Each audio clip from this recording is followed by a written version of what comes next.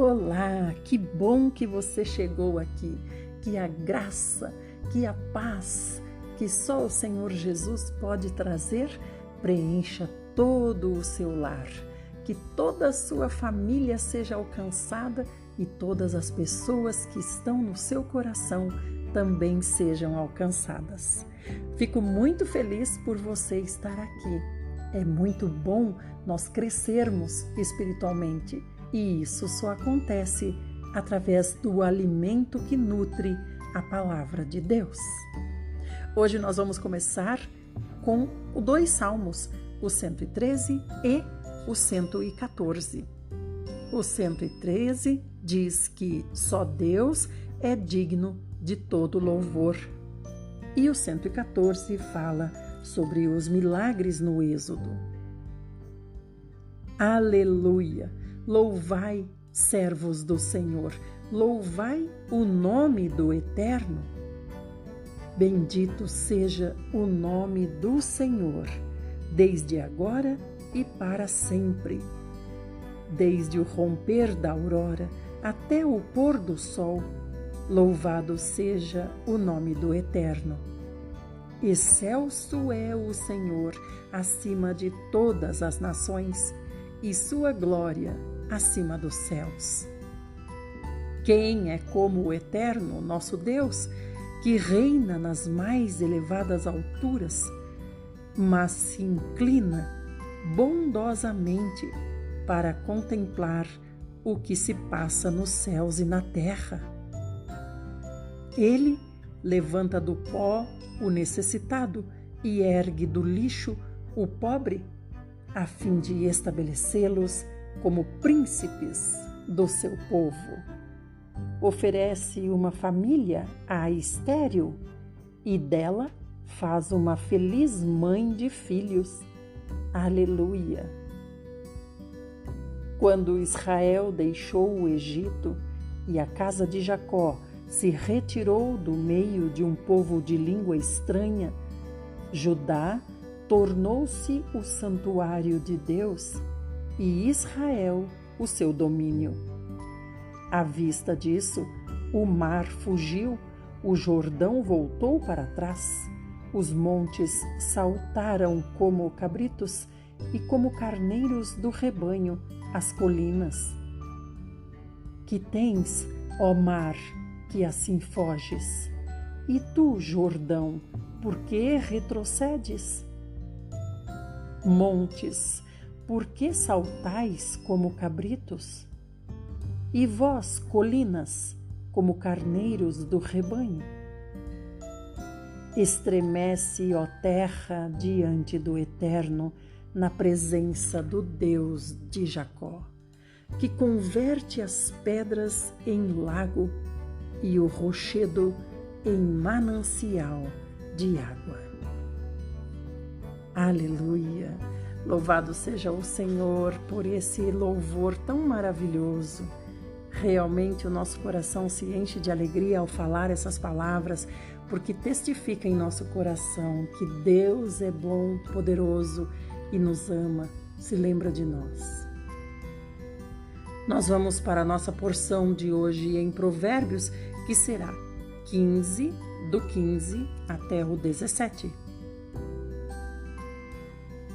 Todos os dias são tristes para os que mantêm o coração aflito, mas a vida é agradável para as pessoas que buscam alegrar a alma.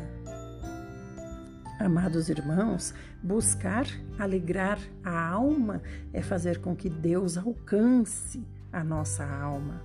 Esse provérbio nos mostra que mesmo quando estamos na pobreza, na enfermidade ou passando por aflição, nós, como filhos de Deus, podemos e devemos usufruir a alegria de confiar plenamente no amor e no poder do Pai. O 16 diz assim: é melhor possuir poucos bens com o temor do Senhor do que ser rico e viver infeliz. E o 17. É melhor comer um prato de hortaliças onde há amor do que ter um boi cevado acompanhado de ódio na refeição. Vamos para o Velho Testamento? Estamos em 1 Samuel e hoje, capítulos 20 e 21, Jonatas ajuda o amigo Davi. Davi fugiu da casa dos profetas em Ramá e foi conversar com Jonatas. E perguntou para Jonatas: Que fiz eu? Qual a minha falta? Que crime cometi contra teu pai para que procure obstinadamente tirar minha vida? E Jonatas assegurou a Davi: Longe de ti tal pensamento. Tu não morrerás? Meu pai não implementará nenhum plano, importante ou não, sem avisar-me. Por que ocultaria tal empreitada de mim? Não se aflija, isso é impossível. Contudo, Davi fez um juramento solene e declarou a Jonatas: Teu pai sabe perfeitamente que eu conto com tua amizade e cooperação, e deduziu: Jonatas não deve ficar sabendo dos meus intentos para que não se entristeça demais. No entanto, tão certo como vive Yahvé, o Senhor, e como tu vives, estou a um passo de conhecer a morte. Então, Jonatas perguntou a Davi: O que desejas que eu faça para te ajudar? Ao que Davi orientou Jonatas: Amanhã é festa da lua nova, e deverei estar com o rei para cear. Entretanto, deixa-me ir, porém, para esconder-me no campo até o pôr do sol.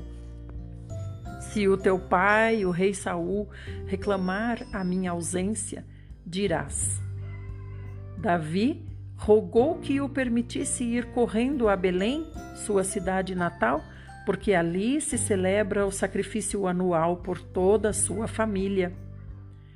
Se ele responder: Está bem, o teu servo está a salvo.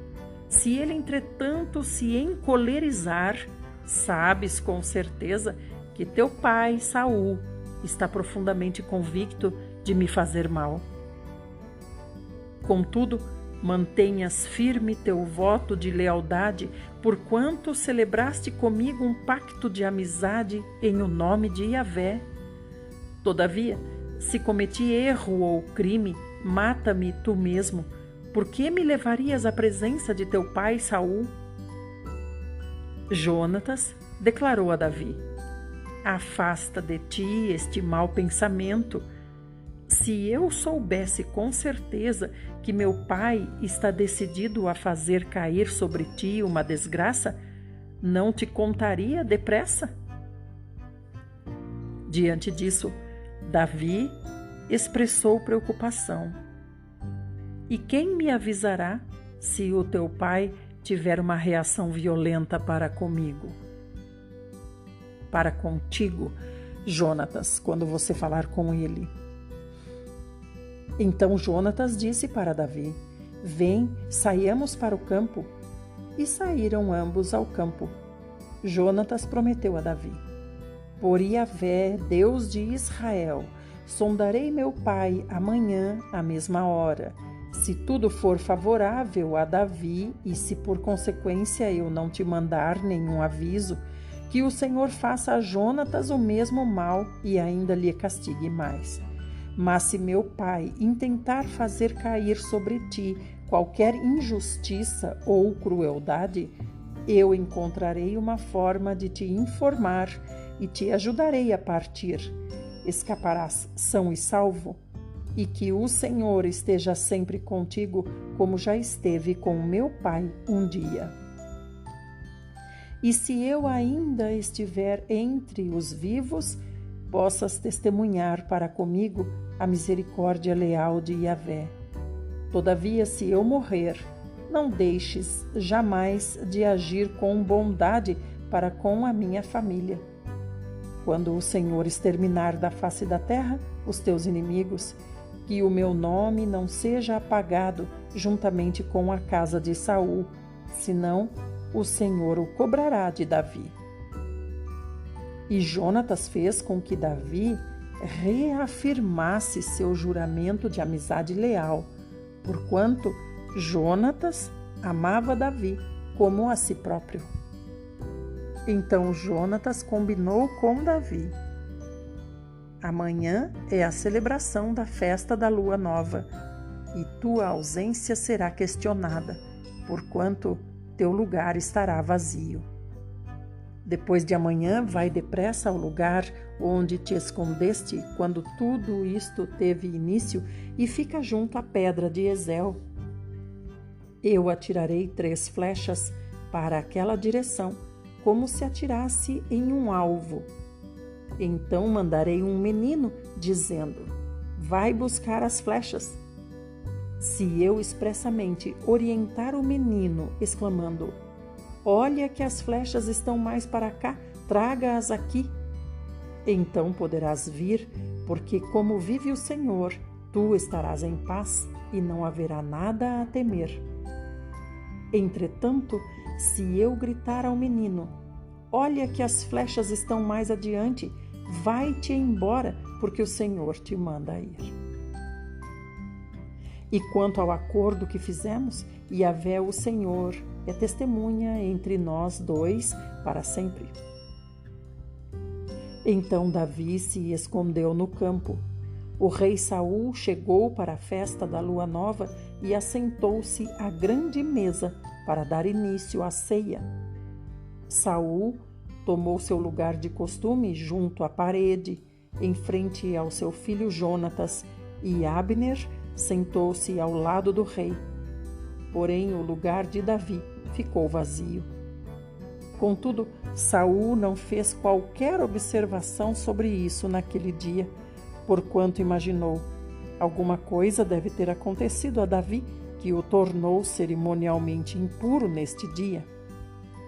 No dia seguinte, o segundo dia do festival da lua nova, o lugar de Davi continuou vazio.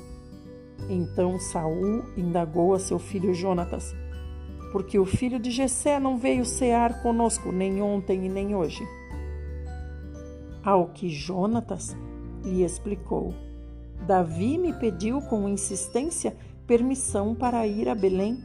Ele me disse: deixa-me ir, rogo-te, porque nós temos um sacrifício de nosso clã na cidade, e meus irmãos imploraram minha presença.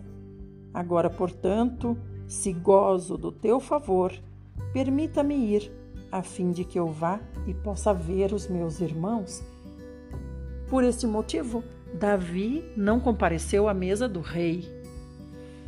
Então Saul se inflamou de cólera contra Jonatas e esbravejou: filho de uma vagabunda insolente!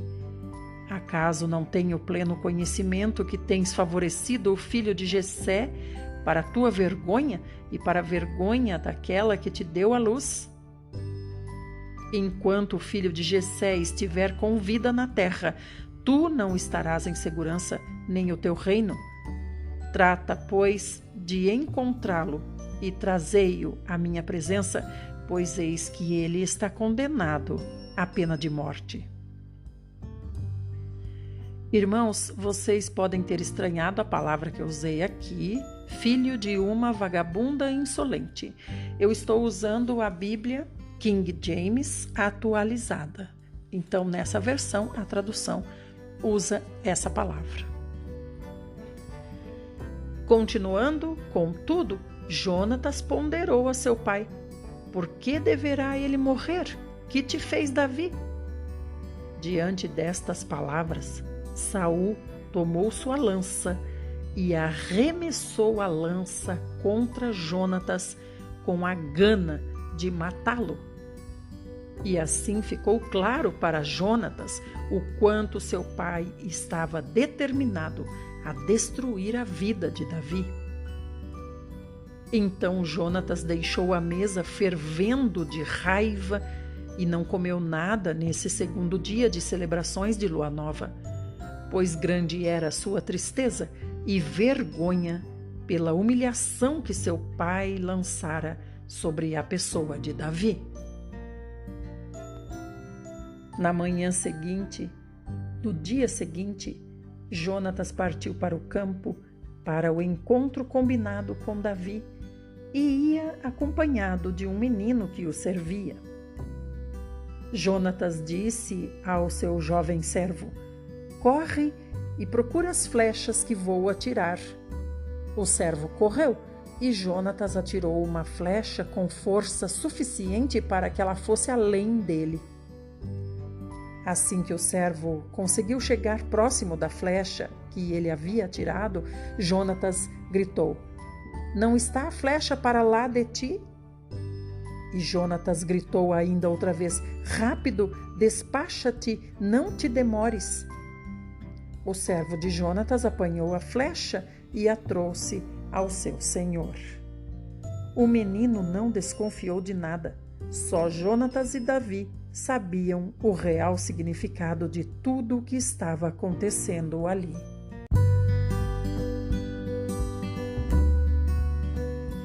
E em seguida, Jonatas entregou as suas armas ao jovem servo que o acompanhara e ordenou a ele: volta e leva as armas à cidade.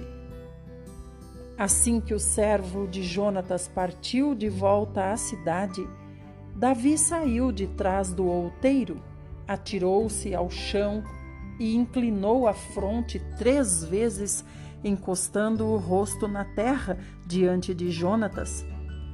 Em seguida, os dois se abraçaram. Então, despediram-se, beijando um ao outro e chorando copiosamente. E Davi pranteou ainda mais do que Jonatas. Então Jonatas encorajou a Davi, dizendo: vai em paz. Quanto ao pacto de amizade leal que juramos um ao outro em o nome do Senhor, que o próprio Yahvé seja testemunha entre mim e ti, entre a minha descendência e a tua. E assim Davi partiu e Jonatas retornou à cidade.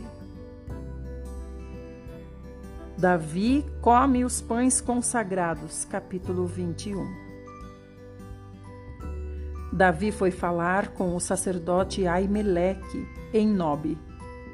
O sacerdote saiu tremendo de medo quando se encontrou com Davi e perguntou a ele: por qual motivo vieste sozinho e não há ninguém te acompanhando? E Davi respondeu ao sacerdote Aimeleque: o rei me deu ordens e a seguinte recomendação: que ninguém saiba de que missão especial te encarreguei e que ordem te dei. Quanto aos meus homens, marquei encontros com eles em certo lugar combinado. Agora, tens 5 pães ou outro alimento à mão que podes me oferecer? Replicou-lhe prontamente o sacerdote: não tenho pão comum à mão, somente pão consagrado. Se teus soldados não tiveram relações sexuais recentemente, estarão purificados para se alimentarem desses pães. Ao que Davi respondeu: certamente as mulheres nos foram proibidas, como sempre acontece quando parto em campanha. Portanto, não tocamos em mulher alguma. Esses homens mantêm o corpo puro, mesmo em missões comuns, quanto mais neste dia especial.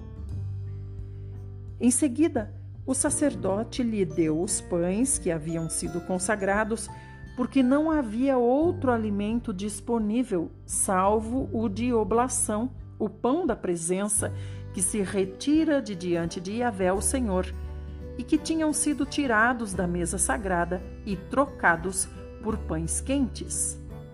Então, irmãos, aqui é importante a gente saber claramente isso, que os pães que foram dados a Davi foram os pães trocados já. Então, quando se coloca pães novos na presença do Senhor, né? Os pães que estavam lá são retirados. Então, esses pães que foram retirados é que foram dados a Davi. Nós não podemos pensar que o sacerdote foi lá e retirou da presença do Senhor os pães consagrados ao Senhor, deixou lá sem nada e deu para Davi. Não foi isso que aconteceu. Aconteceu, entretanto, que um dos servos de Saul estava ali naquele dia, cumprindo seus deveres diante do Senhor. Era o edomita Doeg, chefe dos pastores de Saul. Davi ainda pediu ao sacerdote Aimeleque: há por aqui à tua mão uma lança ou uma espada?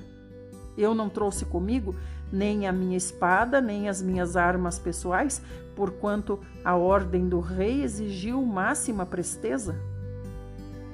E o sacerdote respondeu a Davi: a espada de Golias, o filisteu, que mataste no vale de Elá, fica bem ali, embrulhada num manto, atrás do efode, o colete sacerdotal. Se desejares, toma a espada, pois não há aqui nenhuma outra arma. Diante do que Davi exclamou: certamente não há espada melhor que esta, dá-me esta espada. Naquele dia, levantou-se Davi e fugiu para longe de Saul e foi procurar Aques, o rei de Gate. Contudo, os conselheiros de Aques lhe perguntaram: não é este Davi, o rei da terra? Não era para ele que se cantavam nas festas e danças: Saul abateu seus milhares e Davi suas dezenas de milhares?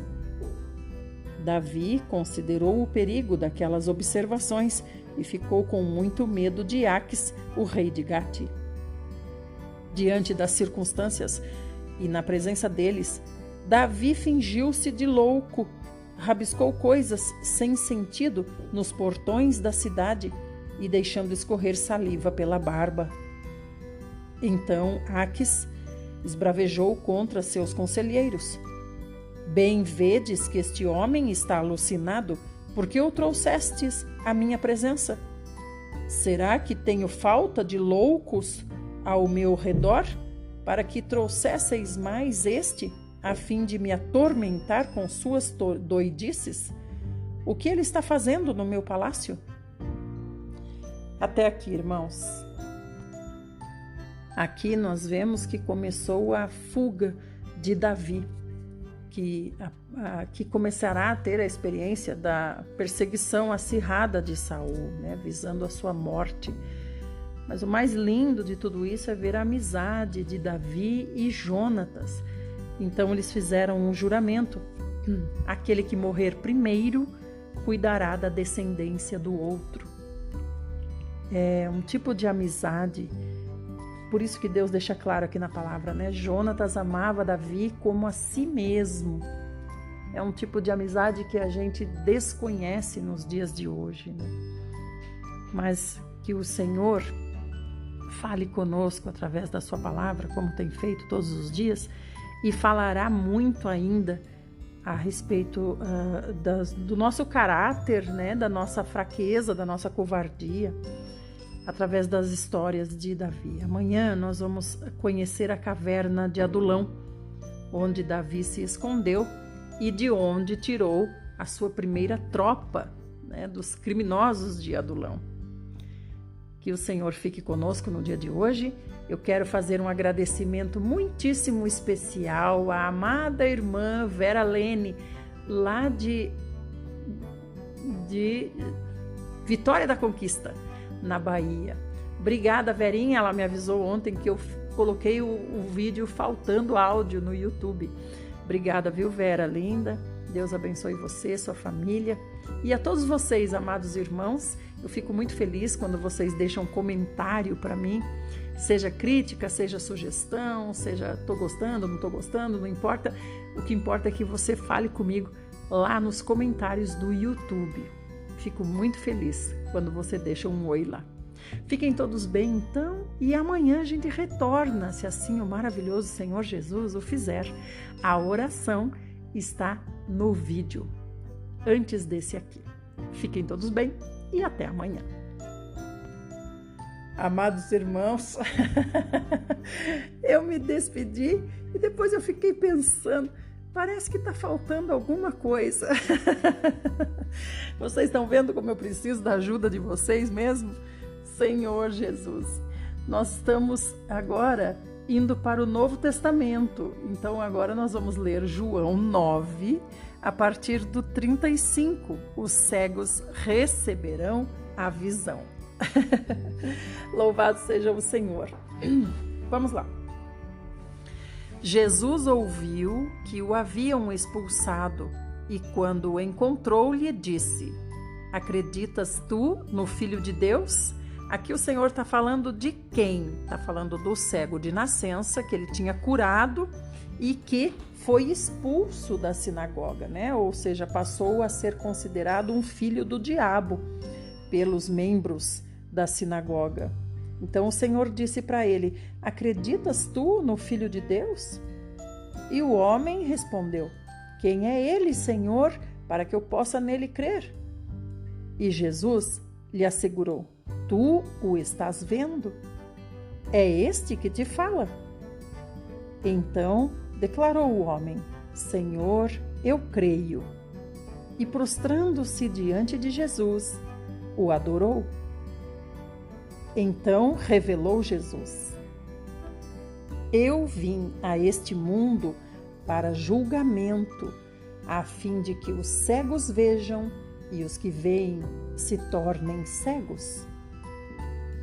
E alguns fariseus que estavam com Jesus, ao ouvirem essas palavras, perguntaram para Jesus: porventura nós também somos cegos? E Jesus afirmou para eles: se vós fosseis cegos, não seríeis culpados. Mas uma vez que alegais, nós vemos, por essa razão o pecado persiste dentro de vós. Amados, aqui o Senhor está falando sobre a consciência, né, de cada um. A consciência que nós devemos alargar todos os dias buscando mais entendimento, mais entendimento. Então o Senhor disse para eles: se vocês dissessem nós somos cegos, nós não entendemos nada, nós não estamos entendendo nada, eles não seriam culpados daquilo que eles não entendem. Mas o Senhor disse: como vocês dizem nós sabemos, então vocês são culpados por saberem e não aderirem à verdade. Assim somos nós também, nós conhecemos a palavra de Deus, nós sabemos. Então nós somos culpados por não cumprir aquilo que o Senhor já nos trouxe à luz. Vamos agora para o capítulo 10. Eu sou o bom pastor. Em verdade vos asseguro, aquele que não entra no aprisco das ovelhas pela porta, mas sobe o muro à procura de outra passagem, esse é ladrão e assaltante. Aquele que entra pela porta é o pastor das ovelhas. Para esse, o porteiro abre a porta do aprisco e as ovelhas ouvem a sua voz. Ele chama cada uma das suas ovelhas pelo nome e guia cada uma delas para fora. E depois de conduzir para fora todas as que lhe pertencem, vai adiante delas e elas o seguem, porque reconhecem a sua voz. Todavia, de modo algum seguirão a um estranho, ao contrário, fugirão dele, porque não conhecem a voz de estranhos. Jesus falou de forma proverbial, mas eles não compreenderam o significado do que Jesus havia falado. Sendo assim, Jesus disse para eles de novo: em verdade vos asseguro, eu sou a porta das ovelhas. Todos quantos vieram antes de mim são ladrões e assaltantes, porém as ovelhas não os ouviram. Eu sou a porta. Qualquer pessoa que entrar por mim será salva entrará e sairá e encontrará pastagem. O ladrão não vem senão para roubar, matar e destruir. Eu vim para que as ovelhas tenham vida e vida em plenitude. Eu sou o bom pastor. Irmãos, aqui o Senhor está falando a respeito de pastor, a respeito de sacerdócio. Então, o ladrão a que ele se refere aqui, que veio para roubar, matar e destruir, é o mau pastor, né? Não é o diabo, como as pessoas dizem. Ele continua explicando aqui. O mercenário, que não é o pastor a quem as ovelhas pertencem, vê a aproximação do lobo, abandona as ovelhas e foge. Então o lobo as apanha e dispersa o rebanho. Então aqui fica claro para nós que o diabo é o lobo. O que veio para roubar, matar e destruir é o falso pastor. O falso pastor é o que o Senhor chama de mercenário.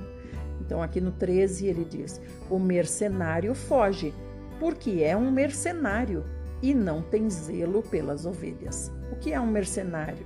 É aquele que busca dinheiro. Eu sou o bom pastor, conheço as minhas ovelhas e sou conhecido por elas. Assim como o Pai me conhece e eu conheço o Pai, e entrego minha vida pelas ovelhas. Ainda tenho outras ovelhas que não são deste aprisco, as quais devo, da mesma maneira, trazer. Elas ouvirão minha voz, e haverá um só rebanho e um só pastor. Que ovelhas são essas, irmãos, que não são desse aprisco? Esse aprisco que o Senhor se refere é o aprisco dos judeus, né? E quem é o dono do aprisco e abre a porta? O próprio Deus. Agora, as ovelhas de outro aprisco somos nós. Nós estamos presos em outro aprisco. 17. Por esse motivo o Pai me ama, porque eu entrego a minha vida para retomá-la. Ninguém a tira de mim, antes eu a entrego de espontânea vontade. Tenho poder para entregá-la e poder para retomá-la. Esse é o mandamento que recebi de meu Pai. Amados irmãos, aqui o Senhor fala de dois apriscos, né? Um aprisco, que é o aprisco que ele foi enviado primeiramente, que é o dos judeus. E ele fala de outro aprisco, que é o aprisco do mundo, que é o de onde o Senhor nos tirou. Então, nós estávamos nesse. Mas aqui o Senhor deixa claro que aquele que veio para roubar, matar e destruir é o mercenário, ou seja, é o falso pastor. Então o Senhor quer nos libertar tanto dos falsos pastores quanto dos sistemas desse mundo. O Senhor quer que nós vamos a Ele e recebamos Deus. Fiquem bem agora sim e até amanhã.